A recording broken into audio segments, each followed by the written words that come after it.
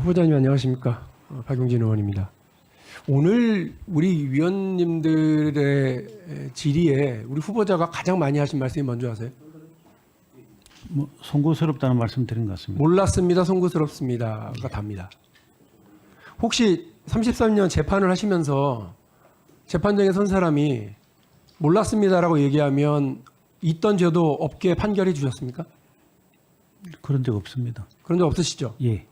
국민의 법정도 마찬가지일 거라고 생각하고 국회 청문회 과정도 마찬가지입니다. 그럼 묻겠습니다. 10억이나 되는 비상장 주식 10억입니다. 10억.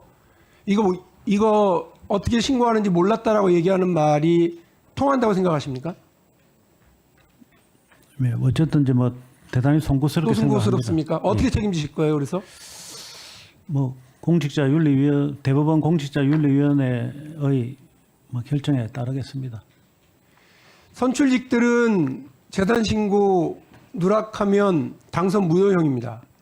고위공직자들은 그와 관련돼서 중징계를 받습니다. 지금 후보자의 자리는 그보다 더 큰 자리이고요. 무려 10억이나 되는 재산 신고를 누락하는 이런 행위에 대해서 어떻게 책임지는지를 묻는 겁니다. 자진해서 후보직을 사퇴하실 의향 없으십니까?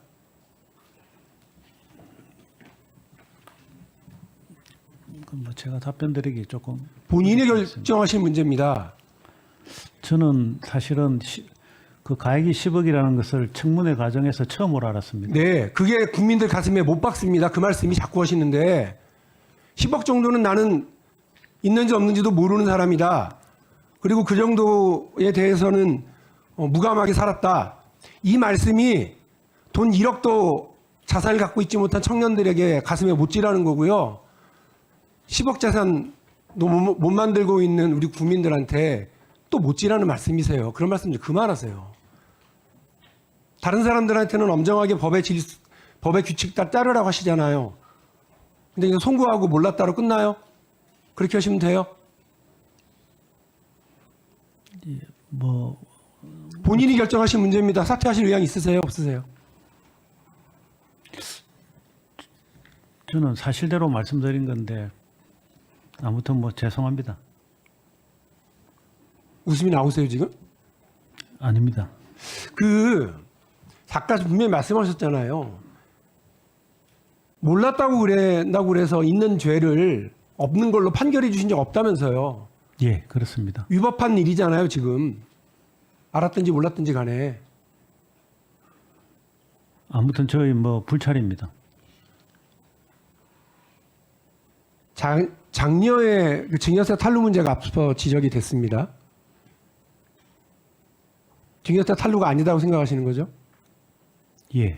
소득이 있는 자녀에게 10년 동안 5천만 원 이상 주게 되면 그 부분과 관련해서는 어쨌든 그 증여세 대상입니다. 알고는 계시죠?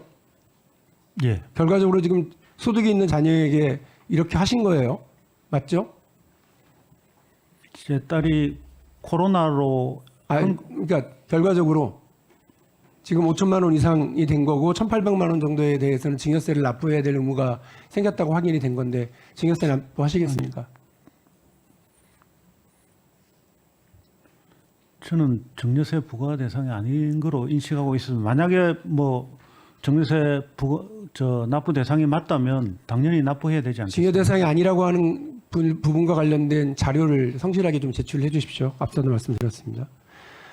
후보자가 한창 판사로 일하던 2002년에요. 성남세무서가 후보자의 배우자인 김일현 씨에게 압류 처분을 했죠. 후보자는 지금 정확하게 어떤 기분인지 기억이 안 난다, 모른다 또 이렇게 얘기를 하시고 계시지만 공문서에 보면 징세라고 하는 분류 제목이 있습니다. 압류의 이유가 세금 체납입니다.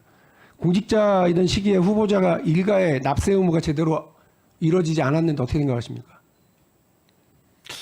저는 아직까지 그 부분에 대해서는 사실관계를 좀 더 확인해 봐야 될 것 같습니다. 저기 지금 징세라고 되어 있는데도 그렇다 말씀이신가요? 아니, 저 부분은 사실은 시간도 오래되어 가지고 아마 정확한 자료 제출하시고요. 어떤 이유 때문에 이런 세금과 관련해서 자기 의무를 다 못하셨는지도 정확하게 해명해 주십시오. 후보자 일가 10억을 10억의 지분을 가지고 있는 주식회사 옥산, 주식회사 대성자동차 학원 두 가족회사에 총 10억 이상의 비상장 주식 가지고 있습니다. 두 개의 가족회사가 일부 언론 취재에 따르면 같은 회사인데 세금 문제 등 운영에 유리하다라는 이유로 법인 쪼개기를 한 것 같습니다. 후보자께서는 서면진이 답변을 통해서 두 회사가 별개 회사다 이렇게 알고 있다고 답변하신 거죠? 예, 그렇습니다. PPT 보시죠. 이 회사가요, 실제 부산에서 나눠주고 있는 홍보물, 인쇄물입니다. 이미 대표회사가 같고 사내이사가 모두 같고요. 모두 그 처가 쪽 가족회사인 옥산, 남양산, 대성자동차가 자매학원이다라고 하는 표현으로 모집을 하고 있습니다. 이것도 모르고 계셨죠?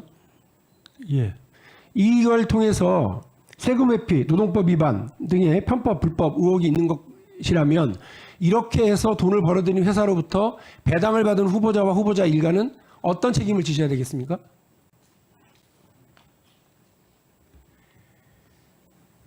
저는 불법적인 처남이 운영한 회사기 때문에 저는 그 내용에 대해서는 전혀 모르고 있습니다. 몰랐다. 예. 부산 북구의 만덕동 제 160번지 토지 국세 심판 관련해서요. 후보자 배우자와 처남이 주식회사 옥산의 양산시 상국면 토지에 근저당을 설정했습니다.